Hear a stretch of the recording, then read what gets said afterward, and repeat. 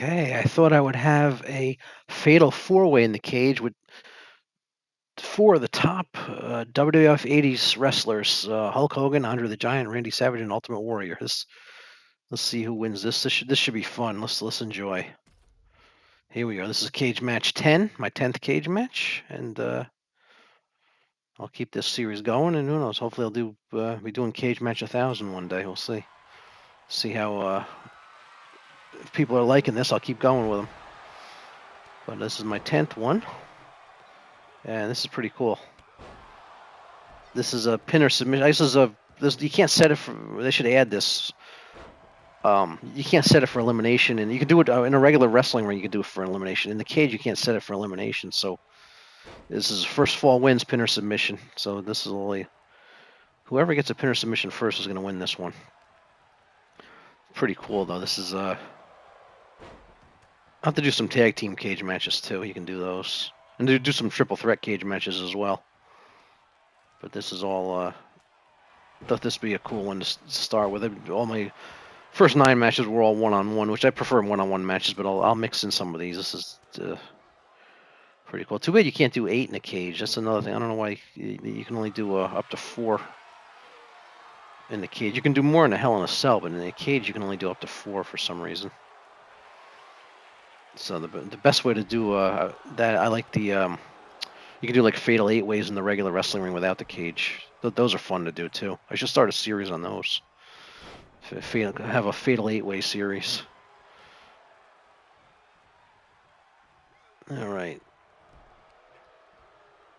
Let's see who's going to win this. I don't know who's going to win this. This is pretty cool. But these guys are probably the 4 top WWF stars of the 80s. I mean, you got to include Piper in there, and well, Flair was in the WWF 80s guy. He was in Jim Crockett, but so you skip him because he's not WWF.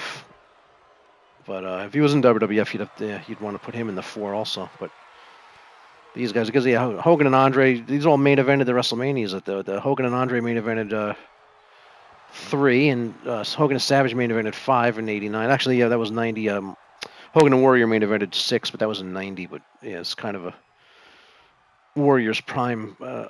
His best years were in wrestling were definitely the 80s, but he went into the early 90s because his match with Macho Man at WrestleMania 7.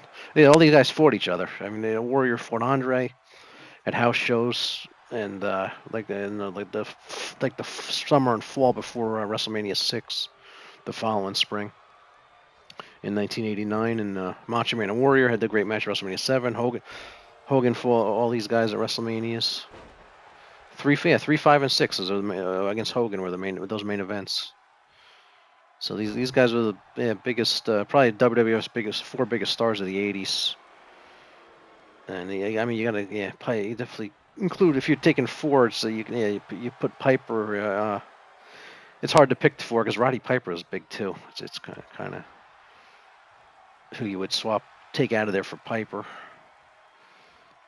And oh yeah, Junkyard Dog was a really big. He was really big in the 80s too. Junkyard Dog. I mean, they were people. You go crazy. Junkyard Dog would come out and people would love him.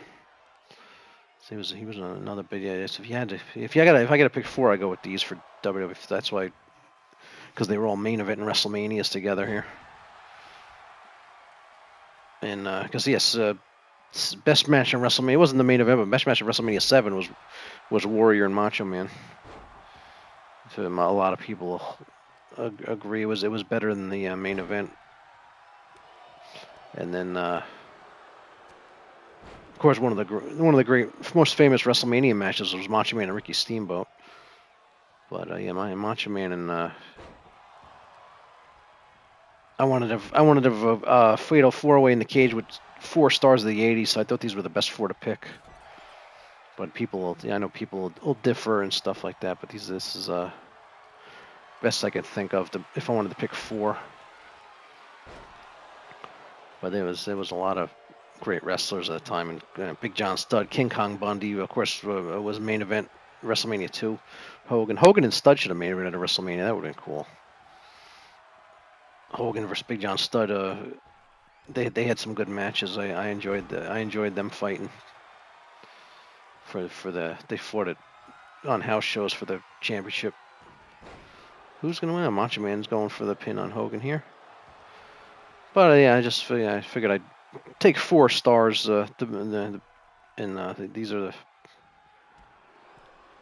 These are 4 big stars of the '80s. But yeah, it's whenever you make a list, everybody has their own lists opinions.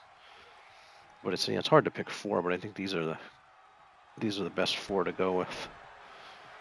If I want to pick 4 stars of the '80s of a cage match, and of course I use the '80s ring. So yeah, first fall wins. Yeah, that's pretty cool. Actually, triple threat matches are harder to probably would tend to last longer than fatal 4-ways because when the first pin wins, not elimination because when there's 3 in the ring, there's always one guy who doesn't have somebody to wrestle, so the other 2 cover, and the other guy's more likely to be there to jump on and then interrupt the pin. With this, there could be 2 wrestlers fight each other on one side of the ring and 2 at the other side, and the other 2 are fighting, and one of them's covering the other and pins them, while the other 2 are distracted with each other. So it's actually tougher to get a win with a 4-way than a 3-way match because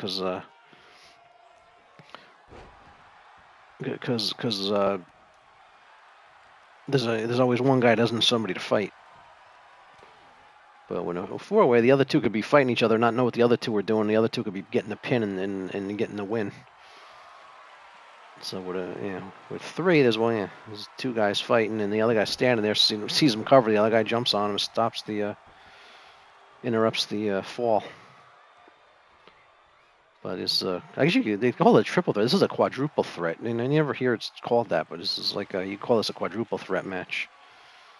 But I'll have to do a triple threat cage match at some point. See how long that goes, because especially with them trapped in the cage, so they're all in close proximity. You can't throw them out of the ring and then pin the other guy.